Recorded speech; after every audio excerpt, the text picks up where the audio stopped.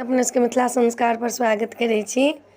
जितवाहन के तेल खड़ी किया चढ़ी तेकरो अर्थ हेतै नहीं जे तेले खड़ के ला चढ़ी छी नहाय खाय दिन ओ झिमनी के पात पर किया चढ़ी छै से बतबै छी अपने सबके। वो वीडियो लऽ के एलहुँ हँ अपने सबके कहऽ के लेल सुनाबऽ के लेल जे तेल खड़ी किया चढ़ी छी केकरो अर्थ हेतै सुनू अपने सब। तेल खड़ी किया चढ़ी छी।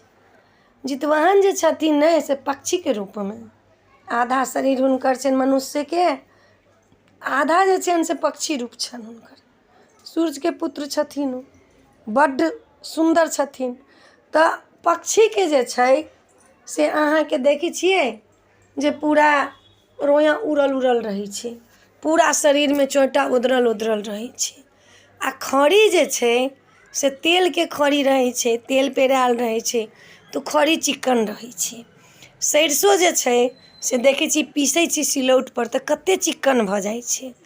ताहि दुआरे पूर्वज कहलखिन जे जितवाहन के नहाय खाय के दिन खड़ी चढ़ाबऽ के नियम देलखिन पूर्वज। किया तऽ महादेव कहने रहथिन, सूर्य कहने रहथिन। गोपनीय व्रत रहे पहले, देवता लोक जे छथिन से गोपनीय ही व्रत रखने रहथिन। लेकिन ई सतयुग अबैत अबैत ई पूरा विख्यात भऽ गेलै। सतयुग एलै, देवता से पहले अपने में करथिन, नाग नागिन करथिन। लेकिन जखन सतयुग एलै तऽ ई पूरा प्रचलित भऽ गेलै व्रत के। कथी ला? तारा रानी जे रहथिन से रोहित के लेल व्रत केने रहथिन। जखन बिका गेल रहथिन, जखन तारा रहथिन बिका गेल ब्राह्मणी के घर में, हरिश्चंद्र जे रहथिन से जे रहथिन डोम के ओहिठमन, तब पसोहाग के लेल आ पुत्र के पाबऽ के लेल ई व्रत केने छथिन। हुनका पुत्र के सर्प डसि लेलकनि, तखनो तारा जे छथिन से जितिया के व्रत केलखिन। जितवाहन सब देवता सब पितृ मिल कऽ हुनका पुत्र के जीवित कऽ देलखिन।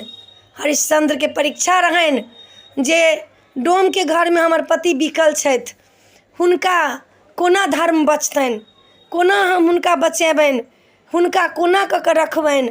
हे जितवाहन, हमरा सोहाग के अहाँ रक्षा करब, जहाँ छै तहाँ हुनका अहाँ रक्षा करबनि। हमरा पुत्र के रक्षा करब, जहाँ छै तहाँ। केलाउ ब्राह्मणी जे रहथिन से बड़ा दुख देथिन हिनका, तारा रानी के बड़ा दुख देथिन, बड़ा कष्ट देथिन। बतायब अपने सबके एहि बारे में। तऽ ताहि दुआरे पूर्वज सब कहलखिन जे खड़ी जे छनि झिमनी के पात पर चढ़तनि, खड़ी के फुला कऽ पहिने पानि धरू आ तखन हुनका चढ़ाउ। ओहिसँ जे हुनका देह में मलबनि जितवाहन के तऽ हुनकर पूरा शरीर के जे छनि सब ला मेहनत करै छथिन। हुनकर पूरा खरोच लागल रहै छनि, खूने खून देह हुनकर भेल रहै छनि। कहाँ जंगल में जाकर सब तर जाकर सबके पुत्र के रक्षा करै छथिन, सबके पति के रक्षा करै छथिन। हुनकर देह खूने खून भेल रहै छनि।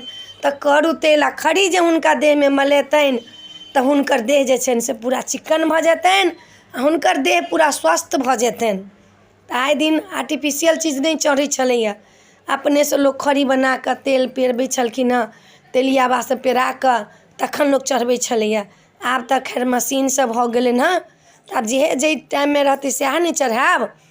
तऽ ताहि दुआरे खैर तेल चढ़ैया, झिमनी के पात पर, घेरा के पात पर चढ़ैया। कतला तऽ जितवाहन रहथिन लौटा कऽ हुनका सबके अन्ने, तऽ ताहि दुआरे झिमनी के पात पर, घेरा के पात पर चढ़ैया। हुनका जे छनि खैर तेल लगा कऽ तब हुनका नहबै छनि। फेर से चढ़ेला के बाद फेर एक लोटा पानि ढारै छी नहीं तऽ हुनकर नहनाइ होइ छनि। हुनका नहा सुना के पवित्र बना के तखन घर में लबै छी तऽ हुनका चूड़ा के दही के भोजन दै छियनि।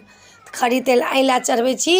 उ तेल तारा रानी जे रहथिन से उ तेल रखने रहथिन। जखन रोहित जीवित भेलखिन, जखन हुनका पति से संग भेलनि, तखन जाकऽ हुनका देह में लगेलखिन तारा रानी अपना राजा हरिश्चंद्र के आ अपना बेटा के।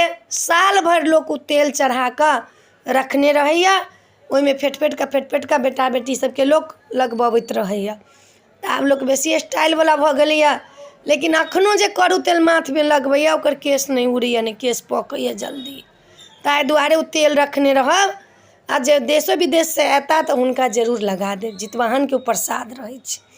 तऽ अपने सबके खड़ी तेल के बारे में बता देलहुँ हँ। नीक लागत चैनल के सब्सक्राइब करब, लाइक करब, कह के नहीं बिसरब। जय मिथिला, जय माता जी।